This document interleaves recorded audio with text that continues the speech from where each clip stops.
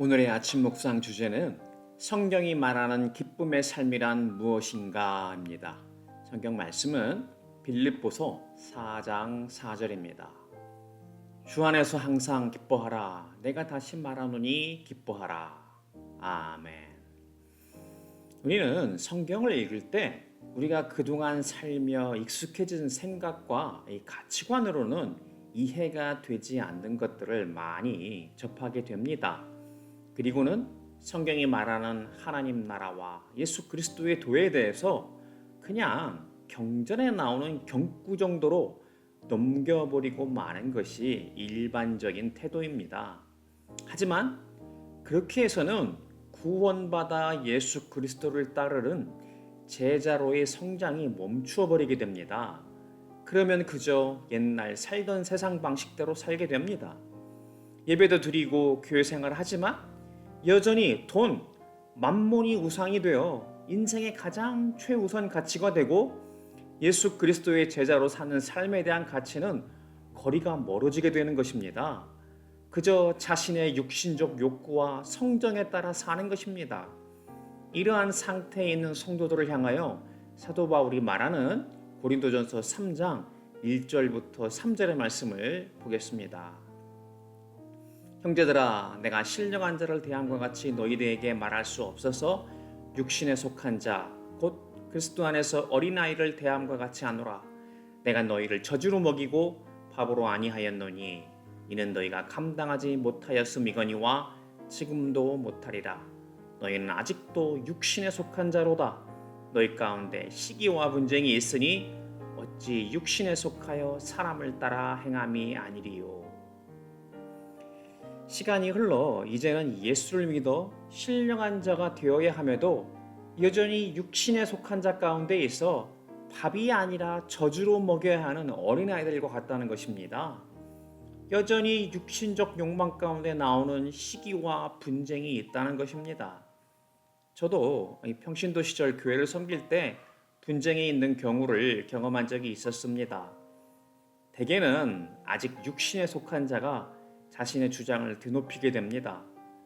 중요한 교리적 문제이거나 교회가 지향해야 할 비전에 대한 내용일 경우에는 때로는 물러서서는 안 돼야 할 일도 있는 것이 사실입니다. 교회의 성결과 하나님의 나라를 지켜내야 하는 문제가 대두될 수도 있기 때문입니다. 하지만 많은 경우 이렇게 해도 되고 저렇게 해도 되는 경우에는 신령한 자가 육신에 속한 자에게 져주는 방법이 최선입니다. 어른이 어린아이와 이래도 되고 저래도 되고 하는 것을 가지고 싸우지 않는 것처럼 말입니다. 우리의 성화의 과정 가운데 하나님의 나라의 가르침과 예수 그리스도의 도에 대해서 점차 배워갈 때 가장 이해하기 어렵고 힘든 일 중에 하나는 바로 고난과 핍박, 환난 가운데 처할 때입니다. 고린도 후서 7장 4절의 말씀을 보겠습니다. 내가 우리의 모든 환난 가운데서도 위로가 가득하고 기쁨이 넘치는도다. 분명한 것은 성경이 말하는 기쁨이 우리가 이 땅에서 육신의 삶 가운데 익숙히 여겨왔던 기쁨과는 다르다는 것입니다. 우리는 무슨 칭찬받을 만한 일이 있거나 아니면 사랑을 받았거나 아니면 이득이 생기든지 이러한 자신의 감각을 진작시켜줄 때 기쁘다고 합니다. 그런데 사도 바울은 말하기를 모든 환난 가운데서도 위로가 가득하고 기쁨이 넘친다고 합니다. 처음에는 이런 말씀이 좀처럼 이해가 안 되는 것이 사실입니다. 하지만 이런 말씀을 접할 때 자신이 이해가 안 된다 해서 계속해서 그냥 넘어가 버리면 성화의 과정에 아무런 진전이 없게 됩니다. 먼저는 내가 성경이 말하는 초자연적 삶, 하나님의 나라와 예수 그리스도의 도가 요구하는 삶과는 아직 거리가 있다는 것을 인정해야 합니다. 인정한 다음에 여기에서 멈추어서는 안 됩니다. 내가 아직 하나님의 나라와 예수 그리스도의 도에 미치지 못하지만 이제 세상 풍조와 초등학문에 따라 내 방식대로 사는 삶에서 돌이켜 성령님의 도움을 간구하며 하나님의 나라를 향하여 살고자 하는 선한 추구가 계속되어야 합니다. 그렇다면 성경이 말하는 기쁨의 삶에는 어떠한 것들이 있습니까? 단계에 따라 하나씩 살펴보겠습니다. 첫 번째는 하나님을 믿는 것에서 오는 기쁨이 있습니다. 로마서 15장 13절입니다.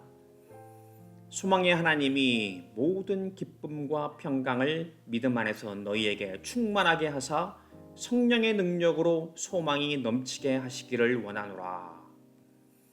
우리가 창조주 하나님이 우리를 태초에 이미 우리를 택하고 지으셨다는 믿음에서 오는 기쁨입니다. 신앙의 첫 단계에서 하나님이 주시는 기쁨이라 할 수 있습니다. 두 번째는 예수님을 구세주요 내 생명의 주인이라는 의미에서의 주님으로 깨닫고 아는 것에서 오는 기쁨입니다. 빌립보서 4장 4절입니다. 오늘 주제 본문이죠. 주 안에서 항상 기뻐하라. 내가 다시 말하노니 기뻐하라. 세 번째는 예수님의 가르침을 따르며 주님의 길을 따라가면서 겪는 어려움 속에서 깨닫게 되는 기쁨입니다. 누가복음 6장 22절부터 23절입니다. 인자로 말미암아 사람들이 너희를 미워하며 멀리하고 욕하고 너희 이름을 악하다 하여 버릴 때에는 너희에게 복이 있도다. 그날에 기뻐하고 뛰놀라. 하늘에서 너희 상이 큼이라. 그들의 조상이 선지자들에게 이와 같이 하였느니라. 이미 언급하였던 대로 이제 예수님을 따르는 제자로의 길을 가는 것이 훨씬 복된 일이라는 것을 알게 되고 따르고자 할 때 피할 수 없는 어려움을 정도의 차이는 있지만 반드시 겪게 됩니다. 세상적으로는 이럴 때 회피하고 싶고 더 이상 예수를 따르는 게 어려울 것처럼 여겨집니다. 사도 베드로도 그런 사람 중에 하나였습니다. 그래서 예수님 잡혀가시던 날에 자신까지도 붙잡혀 갈지도 모를 것 같다는 두려움에서 예수님을 부인했던 것입니다. 그랬던 베드로가 오순절 성령 충만함을 받은 이후에는 완전히 변화되었습니다. 그는 기꺼이 주님의 길을 따르며 주신 사명을 위해 죽기까지 충성하였습니다. 주님을 따르는 길을 이제야 기뻐할 수 있었기 때문입니다. 주님 다시 오실 때 우리가 받을 영원한 새 생명과 상급이 크다는 것을 알았기 때문입니다. 이것이 바로 미래를 향한 소망입니다. 네 번째는 하나님의 나라, The Kingdom of God에 내가 속했다는 기쁨에서 옵니다. 로마서 14장 17절을 보겠습니다. 하나님의 나라는 먹는 것과 마시는 것이 아니요 오직 성령 안에 있는 의와 평강과 희락이라. 이때 희락이 바로 기뻐하며 즐거워하는 것을 말합니다. 세상 속에서 그저 먹고 마시며 자신의 육신적 기쁨을 채울 때만이 오는 기쁨이 아닙니다. 우리가 하나님 나라에 속해 있다는 정체성, 시민권을 의식하게 될 때 가져다주는 기쁨을 말하는 것입니다. 이민자들은 이 기쁨을 특히 이해합니다. 처음에는 없었던 영주권이나 시민권을 얻게 되었을 때 느꼈던 기쁨입니다. 하나님 나라에 속한다는 것은 그것보다 비교조차 할 수 없는 얼마나 큰 기쁨인지를 깨닫는 자가 복된 자입니다. 다섯 번째는 성령님으로부터 오는 기쁨입니다. 데살로니가전서 1장 6절입니다.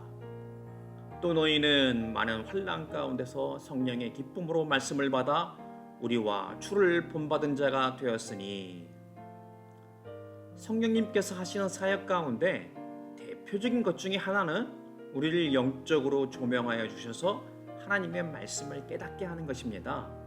세상적으로 똑똑하고 잘나서 이해하는 것이 아닙니다. 얼마나 세상적으로 똑똑하고 잘났는데 하나님의 나라와 예수 그리스도의 도를 모르고 살다가 사망에 빠지는 자가 많습니까? 하지만 성령님은 우리에게 어떠한 환경 가운데서도 주를 본받게 하기 위해 우리에게 하나님 나라에 속한 기쁨으로 말씀을 받게 하십니다. 이때 우리는 세상이 주는 것과는 비교할 수 없는 기쁨을 깨닫게 됩니다. 여섯 번째는 이제 하나님의 말씀에 익숙한 자로서 예수 그리스도를 따르는 제자가 되어 다른 사람들을 섬길 때 오는 기쁨입니다. 고린도후서 1장 24절입니다. 우리가 너희 믿음을 주관하려는 것이 아니요 오직 너희 기쁨을 돕는 자가 되려 함이니 이는 너희가 믿음에 섰음이라. 예수님의 대명령과 대사명에 따라 살면서 다른 사람들을 섬기며 다른 사람들도 우리가 아는 하나님 나라와 예수 그리스도의 도를 깨닫도록 돕는 자가 될 때 오는 기쁨입니다. 맡기신 사명을 감당할 때 오는 기쁨입니다. 7번째는 환난 가운데 누리는 성화의 과정에서 오는 기쁨입니다. 로마서 5장 3절부터 4절입니다. 다만 이뿐 아니라 우리가 환난 중에도 즐거워하나니 이는 환난은 인내를, 인내는 연단을, 연단은 소망을 이루는 줄 알미로다. 서두에 언급했던 세상에서 자라온 생각과 가치관으로는 이해가 안 되는 성경의 말씀 중 대표적인 것으로 꼽았던 환난 중에서의 기쁨입니다. 사도 바울은 환난 가운데 위로가 가득하고 기쁨이 넘친다고 이미 살펴본 고린도후서 7장 4절에서 말했습니다. 그렇다면 어떻게 그는 그렇게 될 수 있었습니까? 바로 해답이 로마서 5장 3절과 4절에 있습니다. 환난 가운데 성령의 열매인 인내, 즉 오래 참음과 절제를 배우게 되고 연단이라는 숙성의 과정 속에서 마침내 하나님의 나라를 향한 장래의 소망을 은혜 가운데 기쁨으로 깨닫게 되었기 때문입니다. 우리가 장차 받게 될 영원한 새 생명과 상급이 마침내 승리한 자에게 주어질 것입니다. 바라기는 그저 세상의 육신적 기쁨에 그치는 자가 아니라 하나님의 나라와 예수 그리스도의 도를 따르며 제자로서 사는 삶 속에서 얻게 되는 성경이 말하는 기쁨의 삶을 깨닫고 누리며 사는 복된 지체들이 되기를 주님의 이름으로 축복합니다. 기도하겠습니다. 하나님 아버지, 저희가 이제 하나님을 믿게 되었고 예수님을 주님이라 고백하며 주님의 길을 따르고자 합니다. 이제 하나님 나라에서 사는 자로서 예수 그리스도의 도를 배우면서 살고자 합니다. 때마다 성령님께서 말씀을 깨닫도록 조명해 주셔서 점차 하나님의 말씀에 익숙한 자로 주님을 본받는 자로 살게 하여 주시옵소서. 그리하여 각자마다 맡기신 사명 가운데 기꺼이 다른 사람들을 섬기며 그들도 예수님이 걸으셨으며 저희도 따르는 그 길을 따르게 하여 주시옵소서. 그렇기에 기꺼이 이 모든 과정 가운데 오는 기쁨으로 인하여 환난 가운데 인내를 통해 연단되어 마침내 장래의 소망을 이루는 은혜를 얻게 되는 복된 하나님 나라의 백성이요 예수 그리스도의 제자가 되게 하여 주시옵소서. 예수님 이름으로 간절히 기도드립니다.